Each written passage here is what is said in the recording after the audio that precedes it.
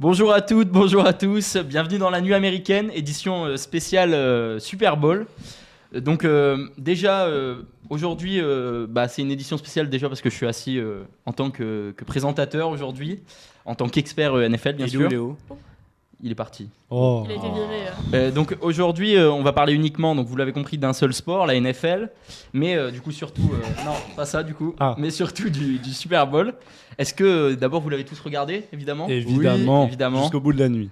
Donc bonjour à sûr mes que chroniqueurs, bonjour Camille, Théo, Bonjour. Elsa, Bonjour. Yanis. Bonjour. Est-ce que vous êtes contents d'être là ? On doit être honnête. Ouais. Wow.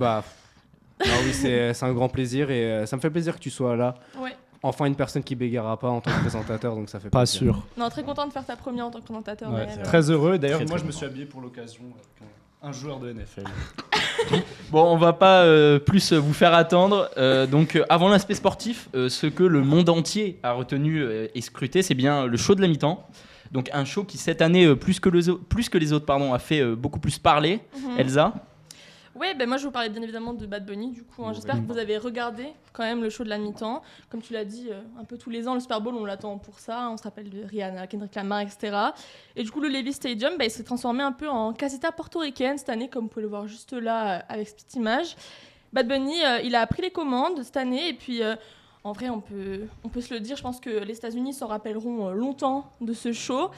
Le pari, il était clairement pas gagné pour Bad Bunny. Je sais pas si vous en rappelez, mais quand son nom il avait été annoncé il y a quelques mois maintenant, ça avait fait un gros bad buzz aux États-Unis et dans le monde en réalité. Aux États-Unis, côté négatif, forcément, avoir un hispanique, avoir quelqu'un qui n'est pas américain, c'était choquant. On se rappelle que les 10 dernières années, en gros, il y a la moitié des gens qui ont fait le show du Super Bowl qui n'étaient pas américains. Mais là, il parle en espagnol, les gens n'étaient pas contents, ça a fait beaucoup parler.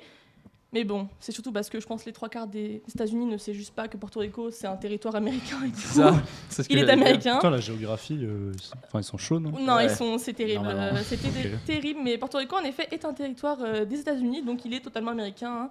Rihanna ne l'était pas, et ça n'a pas fait parler. Donc bon, c'est les États-Unis, on leur pardonne apparemment. Hein.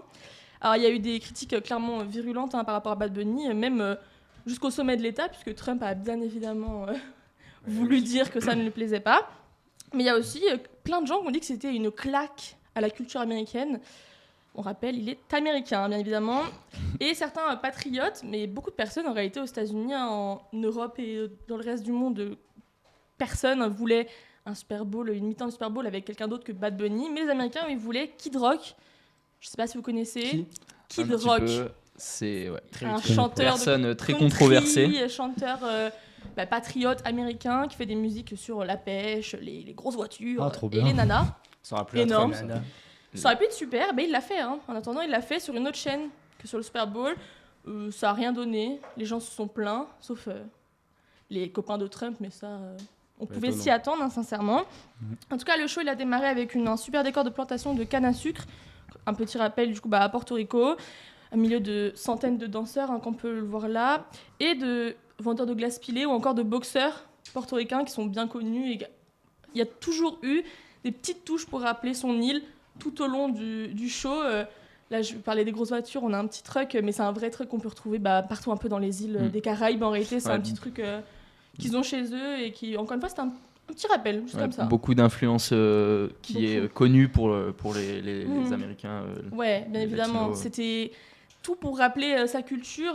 Son dernier album, hein, il est que en espagnol, que avec des artistes portoricains. Donc c'était vraiment, je pense, pour marquer ça aussi. Il s'est fait sans parler anglais. Il parle pas anglais dans ses musiques. Il y a des feats, bien évidemment, où il y a de l'anglais. Mais Il parle lui, pas anglais du tout. maintenant, je pense qu'il parle un peu plus, mais il a mis longtemps à apprendre l'anglais parce qu'il il est connu depuis 2016 quand même. Donc ça fait un bout de temps et ça fait qu'un an et demi, je pense qu'il parle anglais. Donc je pense qu'il a voulu quand même garder vraiment ses racines présentes dans sa musique, dans son show. On a le droit à des gros tubes. Hein. Il a ouvert avec Titi Me Pregunto, donc un son qui l'a fait connaître en réalité il y a quelques années maintenant. Et surtout un final explosé sur DTMF. Tu me disais que tu adorais cette musique, Naël. J'aime bien. Tu peux nous la chanter, s'il te plaît? Non. En tout cas, quel casting, parce que bien sûr, un show de la mi-temps du Super Bowl, ça se fait jamais réellement tout seul, à part quand t'es Rihanna, mais en gros, là, il y a eu Lady Gaga qui est venue avec son titre, Die With A Smile, mais un peu remixé façon Bad Bunny, façon latino, elle a même dansé un peu de bachata, pourquoi pas. Mais il y a surtout eu le roi de la musique latine en réalité, Ricky Martin, je sais pas si vous connaissez. Très connu. très connu très en connu. Europe, très connu aux États-Unis également, mais surtout pour les portoricains. C'est un portoricain, un homme gay affirmé. Donc là aussi, c'est un beau message de ramener un homme comme ça pour faire plaisir à son île. Mais clairement, c'était plus qu'un concert en réalité, hein, c'était clairement une célébration de la culture portoricaine et latine en général. Ce qui a vraiment marqué les esprits, bien sûr, c'est le message en réalité, hein, au milieu de cette ambiance festive, de danse, de chansons, de cris. Il y a même eu un petit mariage sur scène, un vrai mariage, donc plutôt cool. Moi, je trouvais que c'est un beau signe de ramener de l'amour dans un show qui pourtant était tellement critiqué et tellement controversé.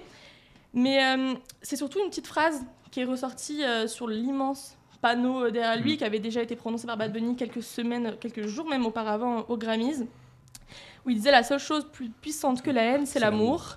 Très beau message encore une fois. Je pense que c'était un petit clin d'œil à Trump et aux autres.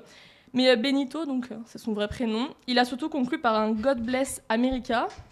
Je sais pas si ça vous a parlé, mais c'est que quand il a dit ça, j'ai eu une petite frayeur en me disant aïe, peut-être qu'il veut faire un petit pas vers Trump en se disant puis après il a cité tous les pays. C'est ça, voilà, j'ai eu très peur qu'il tourne un peu en se disant je vais faire plaisir à tout le monde, et au final il a fini par faire une petite leçon de géographie aux Américains en rappelant que l'Amérique c'est du Chili au Canada en passant par Porto Rico.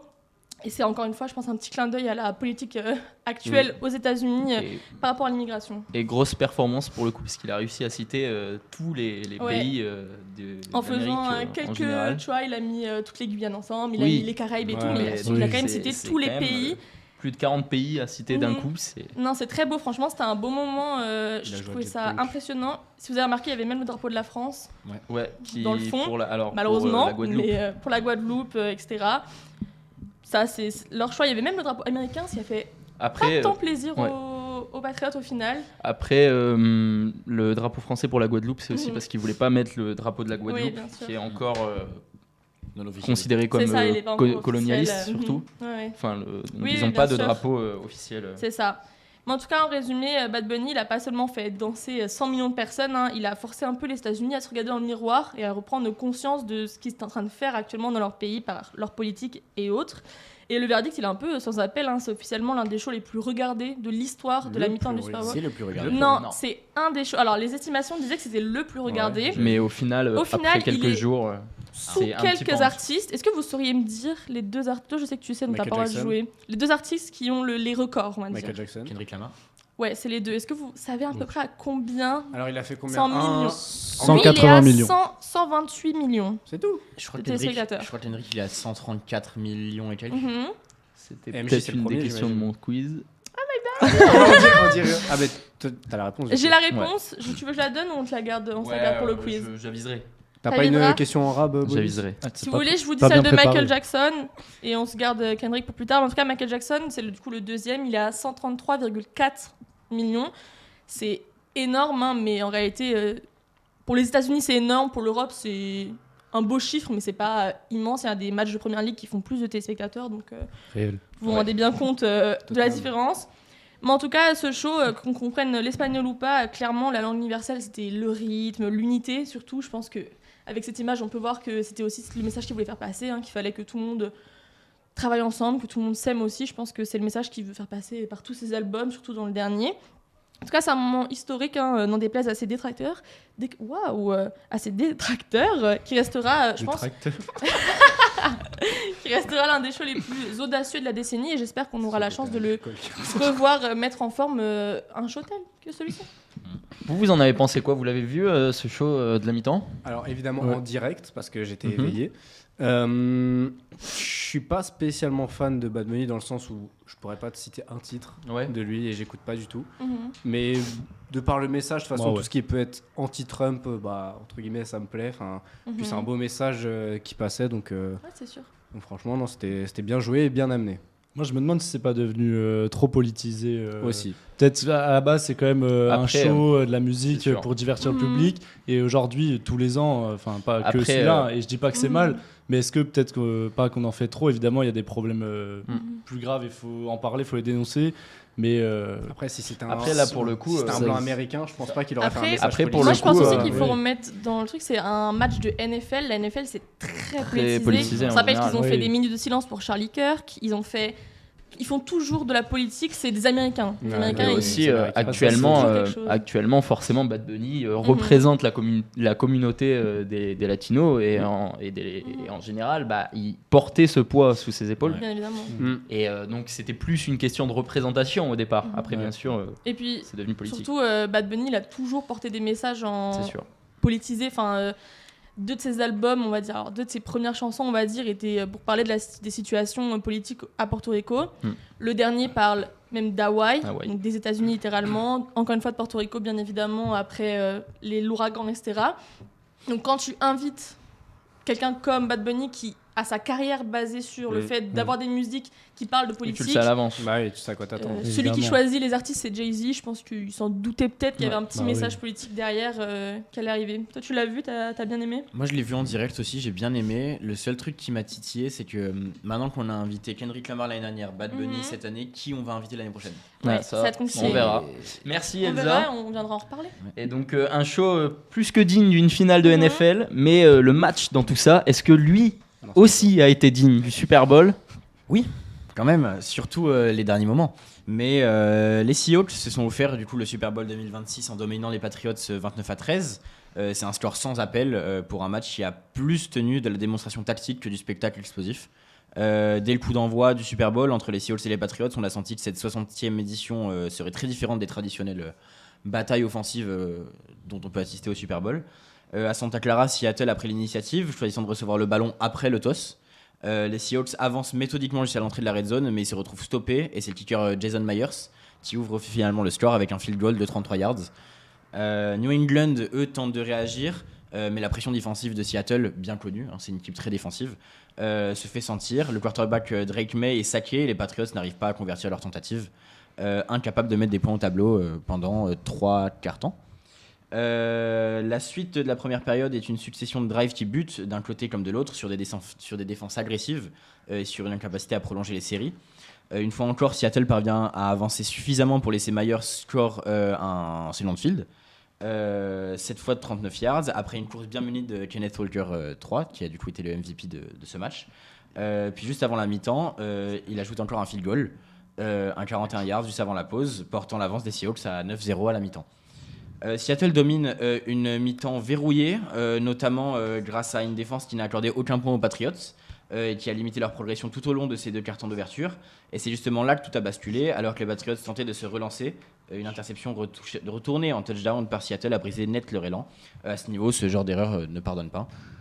Du côté des Patriots, Drake May a aligné près de 300 yards à la passe, mais ces 2 interceptions et la pression permanente qu'il a subie ont pesé lourd sur son jeu. New England a été productif en yards par jeu, mais bien moins précis au moment décisif, ce qui est encore une fois limite mortel dans ce genre de match. L'écart au score tient en grande partie à cette différence dans la gestion du ballon. En défense, Seattle a verrouillé la course adverse, forçant les Patriots à devenir prévisibles, et une attaque prévisible, c'est une attaque beaucoup plus facile à contrer. Finalement, Super Bowl n'a pas été un feu d'artifice offensif, honnêtement. Ça a été beaucoup de tactique, beaucoup de réflexion dans le jeu. C'était une vraie leçon de contrôle. Seattle n'a jamais perdu les pédales et ils ont su punir chaque erreur et accélérer au moment parfait. C'est une victoire construite sur la rigueur, la gestion du match et l'efficacité quand il le fallait. D'ailleurs, c'est pourquoi on connaît les Seahawks. C'est une grande organisation tactique, surtout une grande organisation défensive, une grande gestion du tempo aussi qu'on a pu voir pendant le match. Les Seahawks décrochent ainsi leur 2e titre NFL, une équipe complète qui a su imposer son jeu de A à Z. Merci Yanis. Donc selon toi, un match quand même digne d'un Super Bowl. Digne d'un Super Bowl, je dirais qu'il manquait quand même le côté spectacle offensif, voilà. C'est ce qui est beaucoup ressorti sur les réseaux. On parle même du Super Bowl, le moins Super Bowl de tous les temps sur les réseaux. Beaucoup de fans, c'est ce qu'ils disaient. C'est sûr qu'on n'a pas eu le spectacle qu'on attendait. Après, pour des experts comme nous, on a pu voir un vrai match tactique avec 2 équipes qui ont joué à leur jeu. Les Seattle, c'est un petit peu mieux, ils ont vraiment réussi à jouer leur partition comme ils le voulaient, mais c'est sûr que pour le public, on n'a pas eu autant de touchdowns qu'on voulait. C'était un peu lent. Un Super Bowl long. Après, ça reste bien à voir, mais c'était vraiment un match qui mettait en avant la défense. Oui. Et c'est vrai que c'est carrément moins spectaculaire que l'attaque. C'est sûr. Et donc cette année, pas de Chiefs, pas de Eagles, mais une affiche assez originale, si je puis dire. Et comme on vient de le dire, donc les Seahawks de Seattle contre les New England Patriots, Camille, est-ce que tu peux nous parler un peu de ces deux équipes ? Ouais, alors déjà, je tiens à souligner le point que vous venez de mentionner. Un Super Bowl, pas vraiment un Super Bowl. Comment ne pas avoir en fait ce sentiment de regret, ce goût amer ? Je suis resté éveillé toute la nuit pour regarder ce match. Bon, en vrai, je me suis endormi avant. J'ai même pas fait l'effort. Mais n'empêche que j'ai quand même été relativement déçu. Surtout que j'avais mis ma petite pièce sur les pattes. Ils ne se sont pas présentés du tout, comme tu l'as dit. Défensivement, ils étaient à la ramasse. Offensivement, c'était pareil. Ils arrivaient à peine à engager. Et moi, je trouve ça hallucinant de voir une équipe comme ça, qui, je vais revenir après sur le parcours qu'ils ont fait, s'imposer si peu dans un match. Je trouve ça quand même, de voir une équipe de ce calibre se faire malmener comme ça, je trouve ça un peu hallucinant. Après, tu parles d'une attaque pas bonne, mais c'est sûr que c'est aussi, surtout, une défense excellente. C'est ça, pour le coup. Et j'y viens, donc il a fallu attendre seulement le 3e quart d'heure pour les voir inscrire leur premier point et se réveiller légèrement. Mais bon, le mal était déjà fait, Seattle menait déjà largement, ils étaient dans leur tête dès la première minute de jeu. Et justement, en parlant d'eux, donc vous pouvez facilement imaginer la situation inverse comme tu l'as évoqué. Domination totale, ils se sont rapidement projetés vers l'avant. Jason Myers a été clutch, il a inscrit 5 field goals, c'est dur à dire, et 2 extra points. Offensivement, c'était juste un rouleau compresseur. Ils mettaient une pression monstre, on les sentait vraiment au-dessus et dans leur tête. Donc score final 13-29, je tiens à rappeler, victoire des Seahawks, ils remportent donc leur 2e Super Bowl. Et je tiens à faire une petite mention spéciale à Sam Darnold, le quarterback de Seattle, qui était aux Vikings la saison passée. La franchise ne voulait plus de lui. Et aujourd'hui, il s'impose comme un patron dans cette équipe. Est-ce qu'on pouvait s'attendre à un tel résultat, Camille ? En fait, oui et non, et c'est là où je vais revenir un peu sur la saison des deux équipes, dans le sens où voir Seattle gagner n'est pas un scandale du tout. Au contraire, c'était même, on regarde les cotes ou quoi, c'était même un peu vu d'avance, mais en raison surtout de leur saison impressionnante. Mais on s'attendait tous à voir des Patriots beaucoup plus combatifs, qui ont pourtant réalisé une très bonne saison dans l'ensemble. Et justement, je voulais revenir un peu sur leur parcours. Concernant Seattle, de septembre à janvier, donc sur la saison régulière, ils n'ont perdu que 3 fois, affichant une régularité impressionnante. Ils ont fini premier de leur ligue. Et de l'autre côté, les Pats, 3 défaites aussi seulement, meilleure attaque de la ligue, mais juste derrière les Broncos, qui en termes de points étaient juste un tout petit peu au-dessus. Et ce qui fait aussi donc les Seahawks avec cette première place ont joué un match de moins à partir des playoffs, car en finissant premier, ils accédaient direct au quart de finale. Ils étaient peut-être un peu plus frais, je sais pas si ça a beaucoup joué, parce que justement concernant les playoffs, les deux équipes ont affronté des équipes plutôt similaires. Il n'y avait pas un grand écart. Disons que je pense pas qu'il y ait un seul joueur des Pats qui te dise oui, c'est sûr, c'est à cause de ça qu'on a perdu. Non, je pense qu'à ce niveau-là, le physique, il suit. Non, je pense pas non plus, mais sur une saison entière, mentalement, du moins, te dire je passe directement au quart de finale avec un match en moins dans les jambes. Je sais pas, mais encore une fois, donc déception pour les Pats parce qu'ils ont réussi à éliminer les Texans et les Broncos notamment. Après, je rends un peu le truc négatif, mais c'est tout de même une belle finale avec un beau show, comme on l'a évoqué à la mi-temps. Donc j'ai envie de dire rendez-vous l'année prochaine. Et petite parenthèse, mais l'objectif sera peut-être de voir avec Léo, mais faire un live ici à l'EDJ. Franchement, bien, ça serait énorme. Super. On espère. Et ça me permettrait peut-être de le regarder en live toute une nuit. Peut-être tu gagneras ton pari. Merci Camille. Alors, vous aviez... c'était quoi votre prono finalement pour le Super Bowl ? Moi, j'aurais aimé les Patriots, mais je les voyais pas gagner. Clairement, après, c'était assez facile en réalité si tu regardais ce que les gens disaient et ce qui était en gros mis sur le tapis. Tu voyais bien que les Seahawks, il y avait quand même. Je sais pas, j'étais pas si sûr moi. En fait, moi non plus. Je pense que quand on en a parlé, je voyais les Seahawks gagner, mais ça aurait été tellement beau que les Patriots allaient le chercher, même pour Drake May, etc. Ça aurait été super, mais je les voyais pas gagner. Moi, honnêtement, je voyais largement les Seahawks gagner. J'avais l'intuition, puis même, en fait, sur toute la saison régulière, ils ont une régularité énorme. Ils ont toujours été très dans le défensif. Et je voyais pas un seul ballon des Pats passer.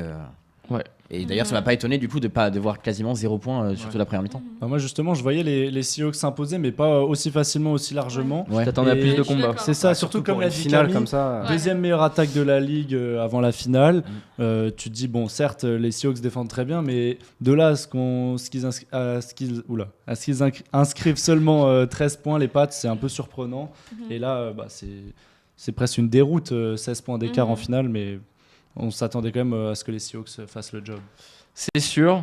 Et alors, c'est la très bonne équipe des Seahawks qui l'ont emporté. Et dans cette très bonne équipe, forcément, on retrouve le MVP de ce Super Bowl. Mais qui ça peut bien être, Théo ? Eh bien, comme vous l'avez dit tout à l'heure, les Seahawks ont remporté le trophée avec un score de 23-13 face aux New England Patriots. Ils se sont appuyés notamment sur une défense dominante et une attaque efficace. Mais au cœur de cette victoire, un joueur a particulièrement retenu l'attention. C'est Kenneth Walker III, désigné Most Valuable Player, le MVP, donc le meilleur joueur du match. Alors le running back des Seahawks, ça a été l'un des principaux moteurs de l'attaque tout au long de la soirée. Statistiquement, il a terminé la rencontre avec 27 courses pour 135 yards, ce qui représente une moyenne d'environ 5 yards par plays. Il a aussi ajouté 26 yards sur 2 réceptions pour un total de 161 yards cumulés depuis le snap.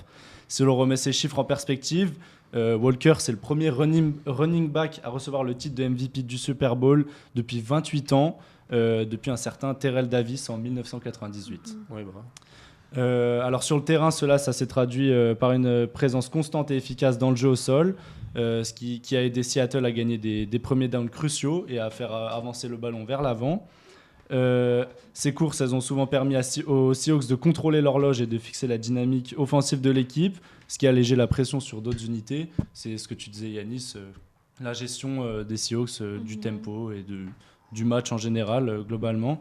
Alors, durant la rencontre, Walker a produit des gains importants dans des moments clés, notamment plusieurs longues courses dans le premier et deuxième quart-temps, qui ont contribué à la progression des drives.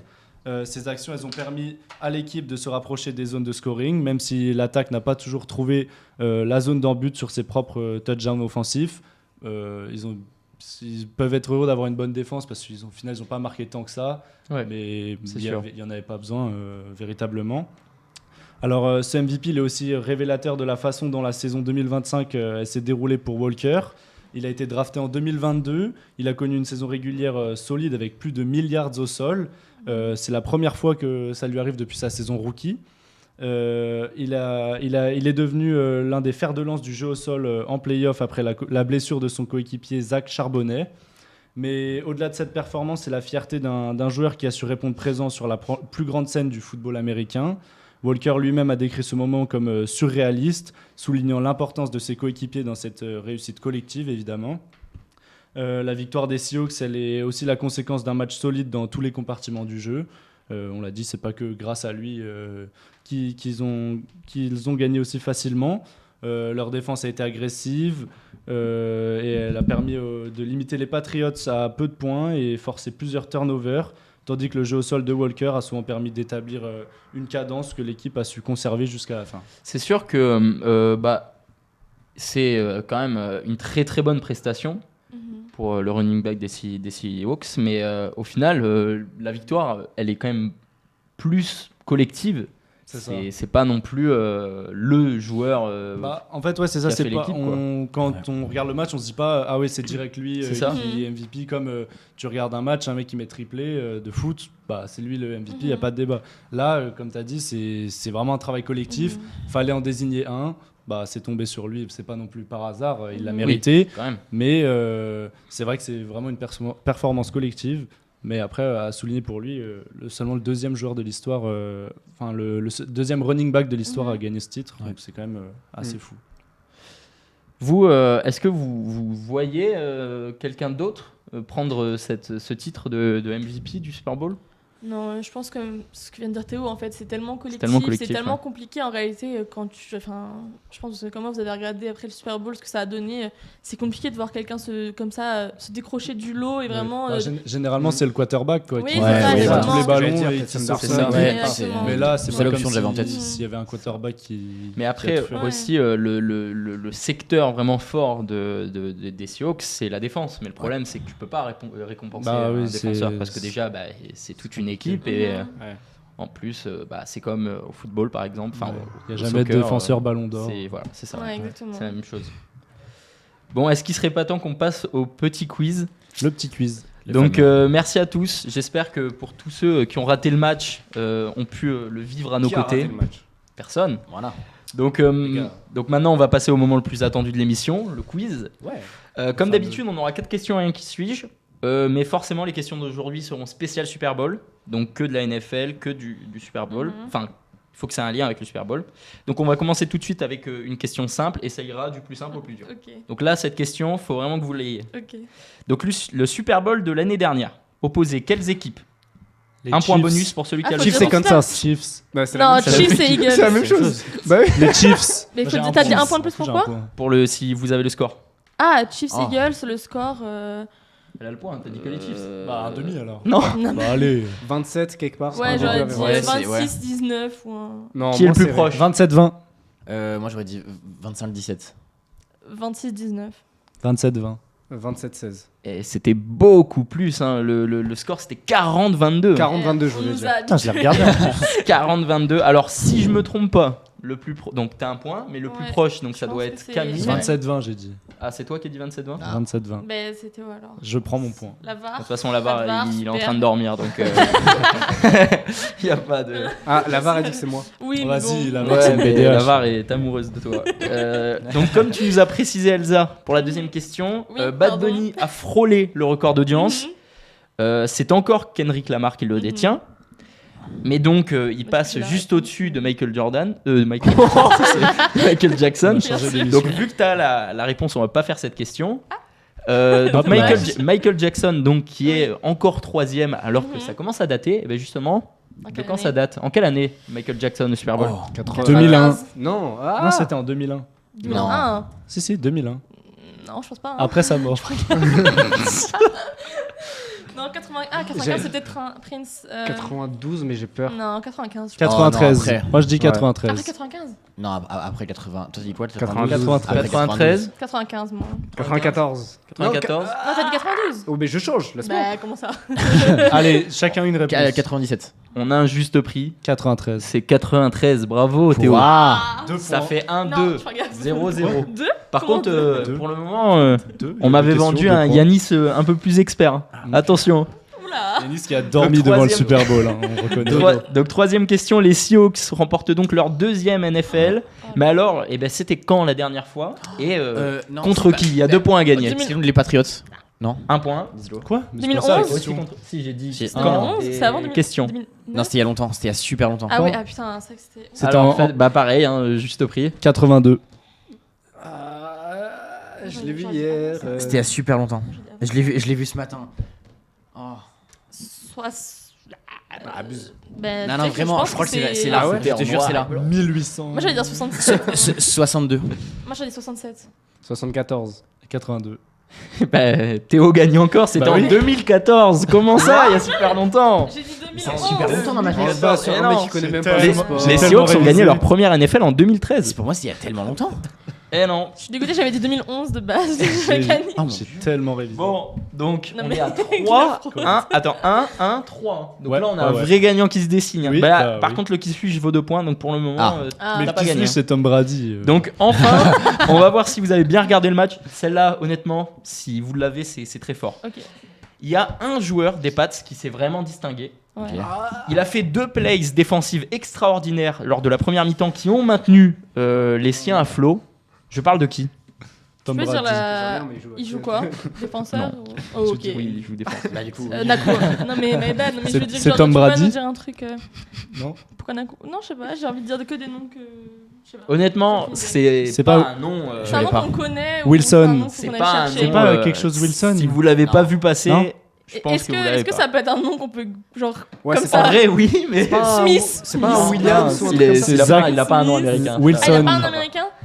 Wilson. Donc personne là. Non, Encore. franchement, aucune Eh idée. bien, c'était Christian Gonzalez, donc Christian. Je pense Ouais, que ça Gonzalez. doit Ouais, être. oui, Christian, c'est espagnol. sans doute. Souvenir Donc, des années espagnoles. alors Oui, voilà, je donc vois il a vraiment fait parler de lui parce que donc c'est lui qui maintient à lui tout seul avec deux plays super extraordinaires, enfin super Je m'en impressionnantes. rappelle pas du tout, ça, ça. Il Bon, récupère t'as dormi, quoi. Non, mais- le ballon à 40 yards. 20 cm de la end zone. Ah oui. ok. Bon, maintenant, est-ce qu'on peut passer au Ah qui oui, le suit qui suis. Un Allez. peu de concentration, s'il vous plaît. C'était pas un qui suit ça Non, c'est ça.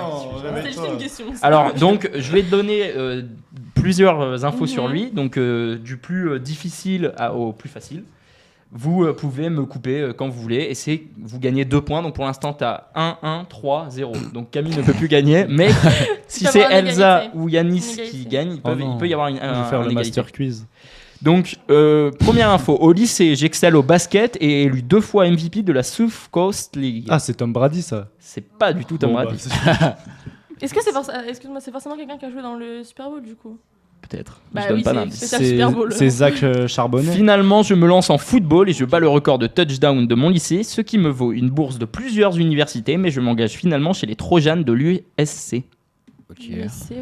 Je fais partie de la même draft que Josh Allen, Lamar Jackson et Baker Mayfield, mais dans celle-ci, je suis vite vu comme un bust. Ça peut commencer à vous... Ouais, mais... Là, quatrième info, vous pouvez vraiment Attends, on a le droit de dire plusieurs noms parce qu'il a dit un nom, lui. Si vous dites un nom, vous n'avez pas le droit de le redire direct. C'est bon, là, ça fait 3 tours. Ok. En plus, là, j'en ai un. J'attends une autre réponse pour que vous puissiez répondre. Zach Charbonnet. Il m'ignore. Est-ce que vous voulez que je donne une quatrième info? Ouais. S'il te plaît. Je suis passé chez les New York Jets, les Carolina Panthers, mais il commence à exploser avec les 49ers, ce qui lui permet d'être recruté chez les Vikings. Il y a fait ses preuves jusqu'à ce que... Et oui, Sam Darnold. Moi, je pouvais plus le dire. Parce que et donc, le gagnant de ce quiz est Théo. Je suis deuxième. Mais je pensais que ce qui est assez anormal, mais comme finalement l'affiche du Super Bowl, ce qui est parfait. Vu que je suis resté réveillé et que j'ai révisé. Pourquoi tu mens? Les non-experts qui gagnent. Je sais pas, mais écoute, c'est comme ça. On avait des experts en... Là, la deuxième info. Le deuxième info, c'était finalement je me lance en football et je bats le record de touchdown de mon lycée, ce qui me vaut une bourse de plusieurs universités, mais je m'engage finalement chez les Trojans de l'USC. Je me suis forcément dit. Moi j'ai eu avec les Jets. Et après, il fait partie de la même draft que Josh Allen, Lamar Jackson. Non mais je savais qu'il était formé aux Jets. Et du coup, cinquième info, bon, vous l'auriez eu, c'était je suis le quarterback des Seahawks. Ouais, bon voilà. Ok. Et bah, Tom Brady. 49, c'est parfait, presque parfait, je crois. Donc merci beaucoup à tous. Merci à toi, Naël. Merci. On espère te revoir en tant que présentateur. Non. Allez. En vrai, Léo, c'est bien. Mais dans un mois, ce sera moi sa place. Je pense que Léo. Moi dans 2. Je pense qu'on devrait faire un coup d'état pour que Léo arrête de présenter l'émission. Directement. Sur ce, merci beaucoup d'avoir suivi notre émission. Suivez nos comptes TikTok, la nuit NBA de Théo, la nuit NFL de moi et Elsa et la nuit NHL de Camille. On vous résume et Sacha. On vous résume les actus des 3 sports américains cités. Donc merci beaucoup d'avoir suivi l'émission. Bonne soirée à tous. Ciao.